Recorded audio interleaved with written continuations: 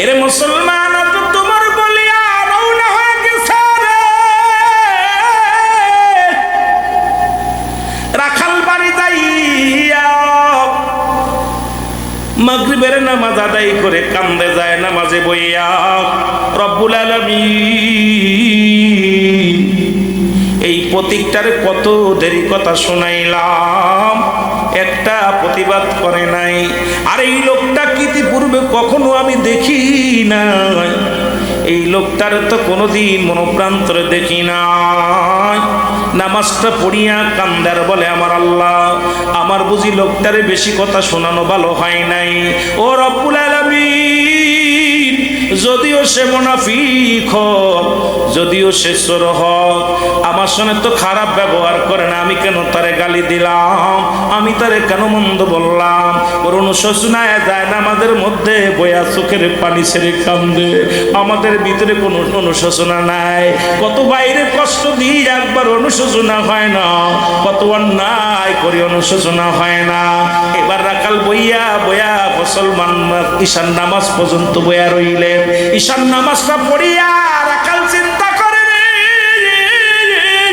এই লোকটা যখন কথা বললো, কথার মধ্যে কেন যেন মায়াবী ভাব লাগলো। বলেও হতে পারে যাব আমি আজকে, আমি যাব ওমরের সঙ্গে দেখা করার জন্য। খলিফা ওমরের সঙ্গে দেখা করার জন্য রওনা হয়ে গেল। এই বাগদাদ শহর থেকে রওনা হয়ে গেল রে মুসলমান, শুনে নাও। এবার যাইয়া মসজিদে নববীর মধ্যে নামাজ আদায় করব রে যুবক, শুনে নাও। মসজিদে নববীর মধ্যে যাইয়া যখন গভীর হয়ে গেল, এই মসজিদের দরজা খোলা, সবাই তাহাজ্জুদের নামাজ পড়ে। রাখাল যা ডাকে একটা লোক ওই মেম্বারের কাছে, যেখানে ইমাম দাঁড়াইবে পাশে একটা লোক দাঁড়ায় নামাজ পড়ে। এইবার তার কাছে যা বসলেন আর চিন্তা করে এত রাত্রে কিসের নামাজ পড়ে। নামাজটা শেষ করার পর সালাম দিলেন, আসসালামু আলাইকুম ভাই। ওয়ালাইকুম আসসালাম, কে গো তুমি? বলে আমার নাম হযরত উসমান গনি রাদিয়াল্লাহু তাআলা। বলে আপনি এখানে আসছেন রাখতে? বলে ভাই তোমার বাড়ি কই? আমার বাড়ি পার্শ্ববর্তী এলাকায়, পাশের বাড়ি গ্রামে আমার বাড়ি। ও ভাই আগে বলো আজকের ইমামতি কে করবে গো? বলে এখানে তো তুমি কি জানো না, তুমি কি নতুন নামাজ পড়তে আইছো? বলে না, ইতিপূর্বে আরো কয়েকবার এসেছিলাম, কিন্তু আমার সৌভাগ্য হয় না ইমামকে দেখা।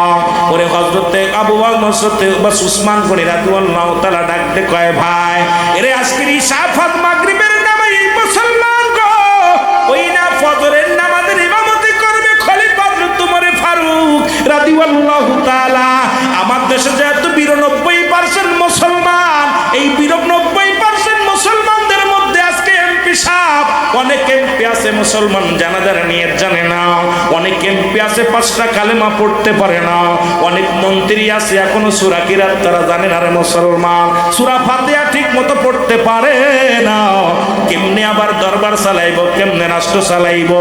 এমনও চেয়ারম্যান আছে ইউনিয়নের, দাঁড়ায়া প্রস্তাব করে বইয়া করতে পারে না। এমনও মেম্বার আছে সমাজের মধ্যে যুবক, এর নামাজের নিয়ম কারণ কিছু জানে না, শরীয়তের বিধান হারাম হালাল বোঝে না।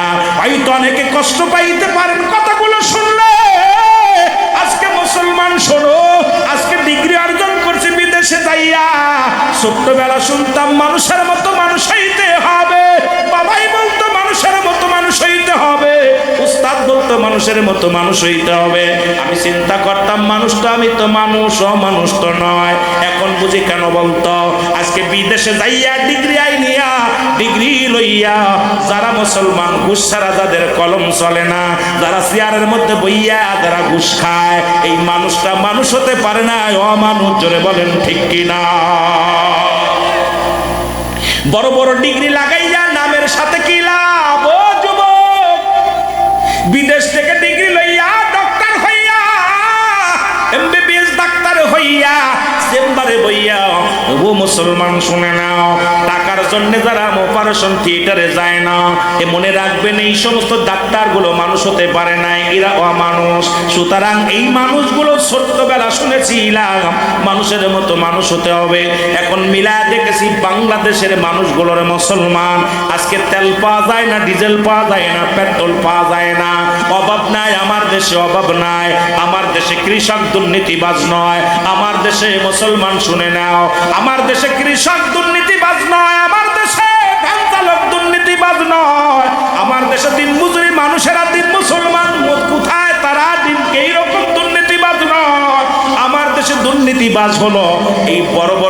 দাঁড়ি চেয়ার দখলদারি মানুষেরা, জোরে বলেন ঠিক কিনা?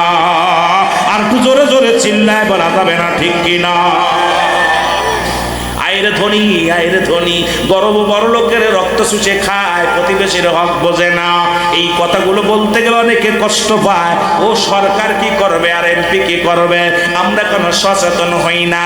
আজকে আমার প্রতিবেশী ধনী বড় লোক যারা আছে রে, গরিবের হক যদি একটু বুঝতো, এই সমাজের মধ্যে এই সমাজের মানুষগুলা তো কষ্ট পাইতো না। অথচ তোমার ফারুকের কত শুই না রাখাল নামাজ পড়ে রে,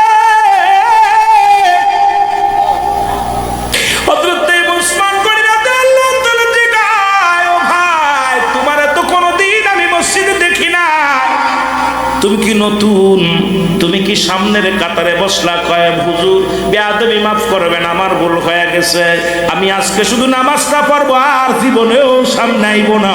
ওরে খলিফা হযরত উসমান গনি রাদিয়াল্লাহু তাআলা ডাক দে কয় ভাই, এটা আল্লাহর ঘর, এখানে একমাত্র ইমাম ব্যতীত কারোর অধিকার নাই কারো যায় নামাজ বিছানোর। আজকে বাংলাদেশের মসজিদগুলো দেখা গেলে পারে যা যায়, দেখা যায় এটা মাতবারের জন্য যায় নামাজ, এটা চেয়ারম্যানের যায় নামাজ, এটা মসজিদের মুসলমান শুনে নাও হাজী সাহেবের যায় নামাজ, এটা মোরল সাহেবের যায় নামাজ। ওরে মসজিদের মধ্যে একমাত্র ইমামের যায় নামাজ, ইমামের জায়গা নির্ধারিত থাকবো, বাকিগুলো মুক্ত থাকবো। আমার দেশে যে মসজিদের নির্দিষ্ট জায়গা ধরে রাখা হয়, সেই দেশের মুসল্লিদের পরিবর্তন হবে না। নামাজ পড়িয়া কপাল যদি ছুলে ফেলে তাও পরিবর্তন হবে না, কারণ ওর কলব পরিষ্কার করতে পারে না, ওর ভিতরে আমিত্ব রয়েছে, ওর ভিতরে হিংসা রয়েছে। আজকে দেখবেন মসজিদে যাইয়া, যে মসজিদে দেখবেন একের অধিক যাই নামাজ ফেলা আছে, মনে করবেন এই মসজিদের এখনো সে মালিকানা ছাড়ে নাই, ওই মসজিদে নামাজ হবে না। জোরে বলেন ঠিক কিনা? এর মুসলমান সর্বজনীন একই জায়গা দাঁড়ানোর। আরে মাননীয় প্রধানমন্ত্রী আমাদের তারেক জিয়াকে দেখলাম, আমার দেশের মন্ত্রী, উনি তার পাশে দাঁড়াইছে, সাধারণ পাবলিক দাঁড়ায়া নামাজ পড়তেছে রে মুসলমান, দেখে প্রাণটা জুড়ায় গেছে। সাধারণ দিন মজুরি তার পাশে দাঁড়াইছে, এটা হবে একজন এমপির চরিত্র, একজন মন্ত্রীর চরিত্র। আর যে মসজিদে দেখবেন ইমাম ব্যতীত অন্য কারোর যাই নামাজ ফেলা আছে, মনে করবেন ওই মসজিদের মধ্যে এখনো মালিকানা আছে জনগণ, আল্লাহ মালিক হয় নাই। জোরে বলেন ঠিক কিনা? ঠিক কিনা? আমার কোরআনটা জুড়াই গেছে। যে নামাজটা উনি পড়লেন, জামাতে দেখলাম, ঈদের জামাত দেখলাম সর্বসাধারণ সবাই একই কাতারে দাঁড়াইছে। কিন্তু আমার দেশে অনেক মসজিদে দেখবেন যায় নামাজ, ইমাম ব্যতীত আরো যায় নামাজ ধরা আছে, এগুলো কেউ ঢুকতে দেবে না। যায় নামাজ খালি থাকে, কেউ যায় না সামনে, ওইটিও চেয়ারম্যান বইব, ওইটি মসজিদের সভাপতি সেক্রেটারি বইব। মসজিদ কি তোর বাফের না? কি মসজিদ আল্লাহর ঘর, যে যখন আসবে তখন সে দাঁড়াইবে, একমাত্র ইমামের জায়গা নির্ধারিত থাকবে। জোরে বলেন ঠিক কিনা? এ যুবক মুসলমান শুনে নাও, এবার যখন নামাজের যখন এবার আযান পড়ে গেল, মসজিদে আযান চলতেছে, আল্লাহু আকবার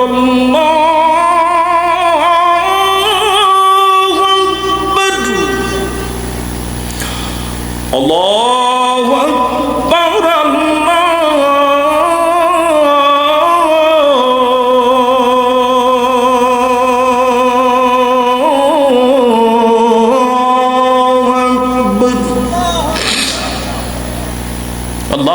আল্লাহ মহান। শুরু করছে, আসসালাতু খায়রুম মিনান নাওম,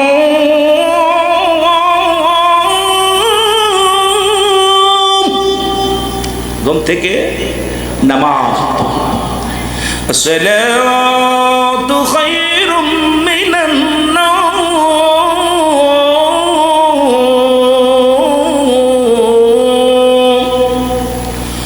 আল্লাহু আকবার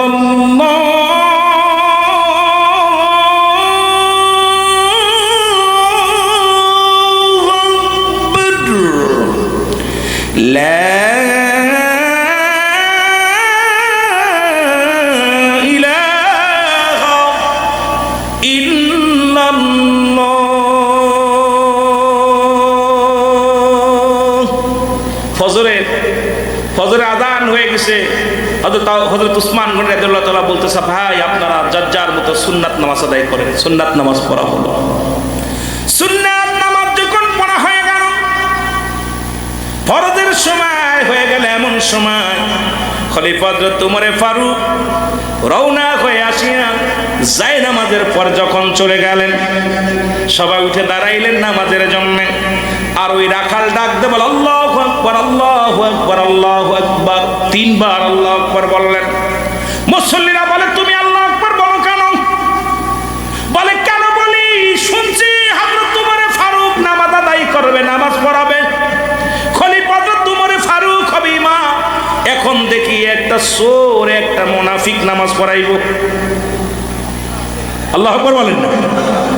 লোকজন কয় এখনো তো নামাজ শুরু করে নাই, নামাজের ভিতরে কোনো সুন্নাত ওয়াজিব যদি ছুটে যায় তাহলে তাকবীর দেবা, তুমি তো এখন নামাজই শুরু করে নাই, কেবল ইমাম সাহেব আসলো।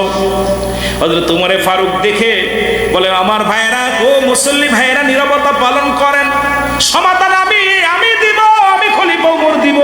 যেহেতু নামাজের সময় হয়ে গেছে, আপনারা সবাই এখন কি করেন, আদবে বজায় রাখেন, আদবে সবাই আদবের জবান বন্ধ রাখেন। নামাজটা শেষ করা হলো। নামাজ শেষ করার পর কিন্তু ওই যে রাখালের মনে মনে চিন্তা, এটা বেটা চোর, এটা মুনাফিক, ওই যে বলার তালে আছে মনে মনে। এবারে নামাজ শেষ করার পর খলিফা দাঁড়াইলেন, দাঁড়ায় উপস্থিত মুসল্লিদের উদ্দেশ্য করে বললেন, ভাইয়েরা শোনেন, ওই লোকটা যা বলেছে ঠিক বলেছে, ওই লোকটা কোনো অন্যায় বলে নাই। গতদিনের কাহিনী শোনেন, গতদিন আমি হযরত উমরে ফারুক এই মহল্লা দেখতে গিয়েছিলাম আমি ছদ্মবেশে, আর ওনার সঙ্গে আমার দেখা হয়, পিপাসায় বড় কাতর হয়ে যায়। আমি যদি বাইরে না যাইতাম, আমি নিজ চোখে দেখে এসেছি রে, কুরআনের আইন কত সুন্দর, হাদিসের আইনগুলো কত সুন্দর। আমি খলিফা হযরত উমরে ফারুক, তাকে কত ভয় পায় মানুষ, আর ওনার ভিতরে তাকওয়া দেখেছি, আল্লাহর ভয়। সুতরাং উনি যেটা বলেছে ওনারটা ঠিক আছে। গতকালকে ছিলাম আমি সাধারণ পথি, আমি আজকে এখন বসেছি, এখন হয়েছি ইমাম। যখন রাজমহলে বসি, আমি যখন রাজ সিংহাসনে বসি, তখন আমি হই তোমাদের খলিফা। সুতরাং শুনে নাও, শুনে নাও, যখন আমি ওই রাজ দরবার যখন চালাই, তখন আমি তোমাদের কি হই, তখন তোমাদের আমি প্রধানমন্ত্রী। আর যখন আমি মেম্বারে যাই, তখন তোমাদের ইমাম, তখন তোমরা আমার মুসল্লি। যখন আমি ছদ্মবেশে বাইরেছি, তখন আমি সাধারণ একজন পথিক, কারণ আমার ভিতর তখন রাজত্ব নাই, তখন আমার ভিতরে ওই চিন্তা নাই। সুতরাং একজন রাখাল আমার চোখ খুলে দিছে, দুনিয়ার মধ্যে তার ইমান কত মজবুত। ও ডাকতে বলেন, ভাই তুমি কালকে যাকে দেখেছিলে সেই আমি খলিফা হযরত উমরে ফারুক রাদিয়াল্লাহু তাআলা। সঙ্গে সঙ্গে লোকটা বেহুশ হয়ে জমিনের মধ্যে পড়ে গেলেন। এবার লোকটারে জোরে বুকের সঙ্গে জড়ায়া ধরলেন, ধরার পর লোকটা থরথর করে কাঁপে, বলে ভাইরে খলিফা হযরত উমরে ফারুক, যার নাম শুনলে মানুষ থরথর করে কাঁপে, আমি আপনাকে কত গালি দিলাম না জানে, কত না কথা শোনাইলাম, আপনি একটা প্রতিবাদ করেন নাই, আপনি আমাকে একটা গালি দেন নাই, একটু রাগ হন নাই। খলিফা উমর ডাক দেখায়, ভাই রে, আমার রব্বে কারীম এই দুনিয়ার মধ্যে পাঠাইছে আমারে তার গোলামি দাসত্ব করার জন্য। আমার ভিতরে যদি এখনো ফকর থাকে, আমার ভিতরে যদি অহংকার থাকে, আমি রব্বে কারীমের দরবারে কি জবাব দিব? ওই আল্লাহর আদালতে আমি উমর ধরা পড়ে যাব। জোরে জোরে চিল্লায়া বলা যাবে না মারহাবা। আমার ভাইরা, আলহামদুলিল্লাহ, আল্লাহ তুমি কবুল করো। সুতরাং এই হলো আমার বাবারা, আমি কথা বলতে গেলে ছোট্ট আগে আর আলোচনা শেষ করি। কি কোন রাত হয়ে গেছে, ফজরের নামাজ পড়তে হবে, ছেড়ে দিব, ছেড়ে দিই? হ্যাঁ না ভাই, 12:30 বেজে গেছে। আই হাই, ওয়াজ চলবো? হ্যাঁ আরো 2 মিনিট, আলহামদুলিল্লাহ। আস্তে আস্তে ছেড়ে দেবো, আপনাদের দেরি হবে। যখন আজান পড়ে যাবে তখন আপনাদের ফজরের নামাজ ফরজ, ওয়াজ শোনা নফল বন্দেগী, নামাজ হলো ফরজ। নামাজ কি ফরজ, আর ওয়াজ হলো নফল বন্দেগী। শুনলে সব আছে, না শুনলে কোনো গুনাহ নাই। এখন আপনারা যদি ওয়াজ করে ফরজ বানাই নেন তাহলে বিপদ, আর আমিও বিপদে পড়ে যাব। আমার বাবারা, আর একটা কথা বলি, হযরত উমরে ফারুক কথা বলে শেষ করি। সেটা হলো খলিফা উমর রাত্রেবেলা রওনা দিছে ছদ্মবেশে আরেকদিন, যা জিন্ন শূন্য একটা এলাকার মধ্যে যায়, দেখে একটা ভাঙ্গাচুরো ঘর। সালাম দিছে, আসসালামু আলাইকুম ইয়া আহলাল বাইত। ভিতর থেকে আওয়াজ আসে, ওয়ালাইকুম আসসালাম। কে বলতেছে? আমি একজন পথিক। ভিতরে কে? মাগো তুমি আসো? তাকে আছে। ভিতর থেকে বাইরে হয়েছে একটা জিন্ন শূন্য একটা মহিলা। ভিতর থেকে বাইরে হয়েছে, বলছে মা গো তুমি কেমন আছো? কয় বাবা কেমন থাকবো, আমার ঘরের ভিতরে 5-6 দিন খাবার নাই, আমি খুব পশু অসুস্থ মানুষ ঘরের মধ্যে আছি। কয় মা গো তুমি কি খলিফা উমরের কাছে গেছিলা? কয় বড়া পড়ার কাছে যে কি হবে, বড়া পড়া জানেন আমি কেন যাব, ও পারলে আমার কাছে আইব, আমি হলাম প্রজা, ও হলো আমার রাজা, সুতরাং আমি তাই থাকছি না, ওর কাছে যাবো, ও পারলে আমার কাছে আইব। সুবহানাল্লাহ বলেন। খলিফা উমর বলতেছে মা তুমি গেছিলা, কোনো খবর নিছো, তোমার কথা জানছে? কেন জানাই তুমি তাহলে? সে জানে না যে আমি গরিব মানুষ, সে জানে না আমি মহল্লার মধ্যে আমার ঘরটা জীর্ণ শীর্ণ ঘর, আমার স্বামী নাই, আমি বিধবা মহিলা, জানে না। সুতরাং আমি আল্লাহর আদালতে মামলা দিলাম, কিয়ামতের ময়দানে আল্লাহ যেন উমরে না ছাড়ে। বুঝছেন, উমর থরথর করে কাঁপতেছে যখন বলছে আমি আল্লাহর আদালতে মামলা দিলাম, উমরকে যেন আল্লাহ না ছাড়ে, থরথর করে উমর কাঁপতেছে। খলিফা তোমার ফারুক কাঁদতেছে, মা গো তুমি যে উমরের বিরুদ্ধে অভিযোগ দিলা, তুমি উমরকে দেখছো? দেখি নাই বাবা, তবে ওই বড়া পড়া যদি রাজা না হয়ে অন্য কেউ হইতো, উনি খলিফা হয়েছে, আমি গরিব মানুষ, আমার খাবার নাই, ঘরেও খোঁজ নেয় না, আমার এই লোকটার তো আমার খোঁজ খবর নেয় না। খলিফা উমর পকেটের মধ্যে হাত দিয়া মুসলমান 40টা সোনার মুদ্রা দিয়া কই মা গো এই নাও, হাতের ভিতর নাও। মা দিয়া কইছে মা তুমি এটা নাও। মার দিয়া কইছে মা গো তুমি নাও। আর তুমি উমরের কাছে আমি কিছু বলে দিব, আরেকটা কথা মা গো, তুমি উমরের বিরুদ্ধে কোনো অভিযোগ করো না। কয় না বাবা, আমার উমরের বিরুদ্ধে অভিযোগ আছে, কেন আমি গরিব মানুষ, আমার খোঁজ খবর নেয় না। এমন সময় হয়তো আলী রাদিয়াল্লাহু তাআলা হাজির হয়ে আমিনুল মুমিনিন আসসালামু আলাইকুম। হয়তো আলী যখন বলছে আমিনুল মুমিনিন বলছে, তখনই মহিলা থরথর করে কাঁপা শুরু করছে, কাইরে এই মাত্র এনার গালি দিলে, এই তো খলিফা। তখন হযরত উমর ফারুক পকেটে আর একটা হাত দিয়ে একটা কাগজ বের করছে, কাগজ বের করে বলছে মা, এটা সামনার কাগজ বের করছে, মা তুমি এই কাগজের মধ্যে লিখে দাও যে আল্লাহর আদালতে এই 40টা দিন তোমাকে স্বর্ণ মুদ্রা দিলাম, আরো দিব, তুমি বিনিময় তুমি লিখে দাও খলিফা উমরের বিরুদ্ধে কোনো অভিযোগ নেই আল্লাহর কাছে। বলো লিখে দাও মা গো, তুমি লিখে দাও, তুমি যদি আল্লাহর আদালতে আমার বিরুদ্ধে অভিযোগ করো আমি ধরা পড়ে দেবো মা। আর এই সাক্ষী থাকলো হযরত আলী রাদিয়াল্লাহু তাআলা। আলীকে বলতেছে আলী তুমি সাক্ষী থাকো, এই মহিলা আমার বলতেছে আমার বিরুদ্ধে কোনো অভিযোগ নাই। মহিলা দিয়া সাক্ষী নিয়ে লিখে নিলেন, লেখা বলতেছে মা গো তুমি আমার ক্ষমা করে দিও, আর তুমি তো 2টা দিন না খেয়ে আসো, আমি খোঁজ নিতে পারি নাই, সুতরাং এর জন্য তুমি যদি আল্লাহর আদালতে মামলা দাও আমি উমর কাঠগড়ায় দাঁড়ায় যাবো, মা গো তুমি আমার ক্ষমা করো। উনি লিখে নিলেন, লিখিত নিয়ে হযরত আলীর হাতে দিলেন। আলীকে বলেন আলী আমি যেদিন মারা যাবো এই কাগজটা আমার কবরের ভিতর দিয়ে দিবা, কারণ এটা ভুল করো না, যদি তোমার আগে আমি দুনিয়া থেকে চলে যাই কাগজটা আমার কবরের ভিতর দিয়ে দিবা, কারণ উনি যে লিখিত দিচ্ছে আমার বিরুদ্ধে কোনো অভিযোগ নাই, যদি আমার বিরুদ্ধে একটা প্রজা অভিযোগ দেয় আল্লাহর আদালতে আমি কি জবাব দিব? আমাদের দেশে যারা আসছে বিগত দিন, যারা এখন, যারা আমার বাবারা, আমার বর্তমান আমাদের শুকনা এমপি মন্ত্রী যারাই হোক, তাদের বিরুদ্ধেও জনগণের অনেক অভিযোগ আছে। জোরে বলেন ঠিক কিনা, জোরে বলেন ঠিক কিনা। এই জন্য আমি অনুরোধ করব যারা যে পদে থাকেন যেন অভিযোগ করার সুযোগ না পায়, আল্লাহ রাব্বুল আলামিন যেন তারাও যেন একটু খোঁজ খবর নিতে পারে। আমাদের এমপিরা যারা আছেন, এমপিদেরকে অনুরোধ করবো আপনারা একটু আপনারা কি দিতে পারেন, ভালোবাসা দিবেন, তাদের সাথে কৌশল বিনিময় করবেন, মাঝে মাঝে বড় বড় অনুষ্ঠানে আসবেন, একটু সালাম বিনিময় করবেন, মনে তৃপ্তি পাবে, শান্তি পাবে। যখন সময় পাবেন, সময় আপনারা তো ব্যস্ত মানুষ, আমরা জানি যে আপনারা ব্যস্ত মানুষ, তারপরেও যদি আসতে পারেন এসে সালাম দিবেন, আপনাদের প্রতিনিধি হয়ে একটু সালাম দিলে আমরা খুশি হব। জোরে বলেন ঠিক কিনা। আমি এই জন্য বলবো চেয়ারম্যান মেম্বার যারা আছেন আমাদের সাথে একটু কৌশল বিনিময় করুন। আপনাদের দেওয়ার আপনাদের কাছে কিছু চাই না, আমরা চাই শান্তি। তবে বর্তমান যারা ক্ষমতায় আছেন আমি তাদেরকে ধন্যবাদ জানাই, তাদের এখনো গদিতে বসতে পারে নাই, তবে তাদের অধা অনুযায়ী কাজ করতেছে, আগাচ্ছে, তাদের ভিতরে আপনার সাহসতা এবং জিয়াউর রহমানের যে আদর্শ সেটা তাদের মধ্যে আছে, আমি গুনাহগার যেটা দেখতে পাইতেছি। সুতরাং তাদেরকে কাজ করার সুযোগ দিতে হবে, তাদেরকে বাধা দেয় একদল দেখতে, তাদের বাধা দেওয়ার জন্য চেষ্টা করতেছে। ও ভাই আপনি বাধা দিলে কাজ করতে পারবেন না, মিলেমিশে কাজ করেন, যদি তাদের ভুল হয় আপনারা বুঝাই দেন, এইরকম বাধা দিয়েন না। বাধা না দিয়ে খালি সমালোচনা না করে তাদেরকে সাহায্য করেন যাতে করে দেশ আগাইতে পারে, কারণ দেশ মেলা পিছিয়ে ছিল, সেখান থেকে ভাঙ্গাচোরা দেশকে আবার গড়ে নিতে গেলে সময় লাগবে। জোরে বলেন ঠিক কিনা, আরো জোরে বলেন ঠিক কিনা।